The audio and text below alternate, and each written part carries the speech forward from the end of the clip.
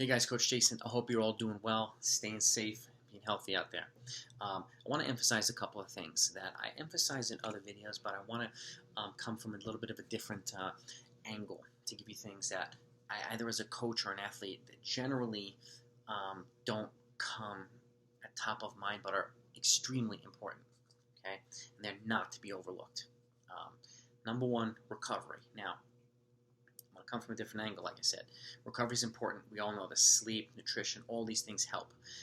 Training out or laying out your training appropriately helps. Periodization helps. And stuff like that. But there are a couple of other things. Okay? I'm going to talk about post-race recovery. All right? Let's say, you have your schedule laid out. And let's say you train for a marathon. And you're going to run a 5K, a half marathon, and a 10K before the marathon. 3 races. And you generally work out, let's say Tuesday, Friday. So you ran your first 5K, the following week, go back to your normal schedule and so on. Fine. The half marathon is a little bit different. This is like a marathon, okay? And from experience, from 20 plus years experience, it's a longer race, obviously, but they take longer to recover from, okay? It's not like you can come back the following week and run another one and expect to run it really well. This is different. And what I would encourage you to do as well, encourage you to consider doing, and let's say you run a half marathon and it's on a Saturday, that next workout, I would consider pushing it back from Tuesday to maybe Thursday, okay? It's not mandatory that you go hard twice a week. It really isn't. But it's also important that if a half marathon is a step to a bigger race, it's important to take advantage of the recovery period that comes after it, okay? And you'll thank yourself, or your athletes will thank you, your legs will thank you for it. And again, keeping the bigger picture in mind, all right? Like I said, it's not mandatory to go hard twice per week, every single week. It's not, especially in a week where you run a longer race, and a little bit of extra recovery might be good. Because something else to keep in mind is generally, and I say this in other videos, about a 6 to 8 week window of peak racing or prime fitness and so on. That's when you essentially, and you know it for the most part, you're nailing your workouts and you're ready to go. You're recovering quicker, recovering well. Your races are going really well. This is a part of it. By allowing for the proper recovery afterward, it allows you to either get into that zone or stay in that zone. Last thing you want to do is knock yourself out of that period by potentially getting sick or potentially getting hurt, okay? So that's where that little thing, like pushing a workout back maybe 2 days after a longer race, really, really comes in handy, okay? That's number one. Number two is training in the appropriate training zones, training pace ranges, I should say. I'll give you an example. Let's say you just ran a mile time trial and you ran 4:50, and your goal for the next, half year or whatever is to run 4:30. Okay. Based on what you just ran for the time trial, it's important to set the appropriate training paces. How do you know how to do that? Well, there's a couple different ways. I put out 2 videos, actually. I'll put them in the description down below. The first one is what a 1 mile time trial tells you about your fitness for the shorter races and the longer races, because it is important. And the video below it is going to be how to set the appropriate training paces for everything based on what you just ran for the mile and what you need to do to accomplish that goal, whether it be adjusting the shorter stuff or adjusting the longer stuff, enhancing both sides. And those 2 videos will tell you a lot, so I encourage you to watch them if you have not yet. If you have, I would encourage you to watch them again. You'll learn something each time, okay? That's the next thing, okay? Because let's say there are 2 groups, and 5 of you just ran 4:50, and five of them ran 4:30, and their next goal is like 4:15, okay? You don't want to be training in their group right now, particularly workouts. Runs might be a little different, might be a little bit closer, but workouts, although they may be similar or even identical, the paces are going to be different. And that's just the appropriate training paces for them and for you. But if you're the faster group and they're the slower group, doesn't matter.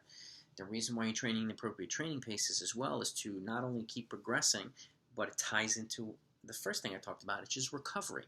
And let's say they're doing the 4:30 group, they're doing 10 by 400 and with a minute recovery and 65. And you do that same workout as 4:50 group, and you guys are hanging on for dear life. Your recovery is not going to be like theirs. Or if they're hanging on for dear life and that was your appropriate workout, their recovery is not going to be the same. That's where training the appropriate training paces comes in handy, okay? Because it allows you to progress, or allows your athletes to progress appropriately towards accomplishing the long-term goal, okay? That's number 2. And again, it ties into the first one. The first one ties into the second one. And again, and I'll even go one step further. Those time trials also, require recovery, okay? And I get if you have a time trial, you run really well, a lot of times it'll be normal to get excited and want to do more and run faster. Remember, more or faster doesn't always mean better, okay? Periodization, it's important to let things come along gradually, okay? And if you do it the right way, you'll have an opportunity to take advantage of those 6 to 8 week windows a lot more often than you would not, okay? So that's another thing. So I wanted to go back to that. Number 3, it's pretty much the last thing I want to talk about, is consistency. I'll give you a couple examples. If your marathon, well, most marathons and half marathons are in the morning. So I would encourage you to have your long runs, or your longest workouts, in the morning to simulate what it would be like getting up, fueling a little bit, and then a few hours later, going in the morning, okay? So your main progression runs, your longest tempos, your longest workouts that are marathon or half marathon specific, I would encourage you to do them in the morning. Now, sometimes life gets in the way, work gets in the way. I get it. It happens. So you have to make adjustments. One of the things I would, and I've seen this before, is some folks will have a run. Let's say they were running Tuesday and Wednesday. And let's say they had a Wednesday workout, okay? And they were going to do a long run on Sunday, a hard long run. Wednesday morning workout. But their Tuesday morning run, for some reason, they had to go into work early and it got pushed back, okay, to the night. And they weren't able to run until the night. That cuts the recovery before the workout in half. So I would encourage you to consider adjusting that workout the following morning, because you're not going to have the same recovery. Okay, so that's what I mean by recovery. That's what I mean by allowing yourself to progress. If you need the extra day, take the extra day. Okay, that's one reason I schedule, either an off day every 2 or 3 weeks in my training video to give somebody a consistent off day without any running. Okay, volume doesn't matter. Okay, volume of workouts matters more than weekly volume, in my opinion, in my experience. But volume is not the most important thing. Okay, it has to be gradual. And again, it's pointless running 70 when your body's not responding. If you can run better at 55 miles a week instead of 70, run 55 miles a week. Okay, if you want to go up, don't go from 50 to 70. Go from 50 to 55, 55 to 60, 65, or 10% increments, or 50 to 57. 67 to 60, 57 to 63, 63 to 70. But you do it over a long period of time. Okay? So, consistency, recovery, okay, all important. Okay, and training in the appropriate pace ranges. Those are 3 really, really important things. A lot of times are overlooked in those regards. So, I hope you found something here that was helpful and useful. If you did, please hit that thumbs up. If you haven't yet subscribed yet, I encourage you to do so. It would be really, really helpful. I want to make this into one of the best running channels out there. And I think you'll enjoy the content that I put out in dozens and dozens of videos. I have fully detailed training programs. And just so you know who I am, I'm a former competitor at the high school, college, and post-college level. I'm also a coach of 20 plus years. I'm a USATF certified. I'm also a Wharton certified musculoskeletal and flexibility therapist, so keeping you healthy is of utmost importance to me while helping you get faster at the same time. All right?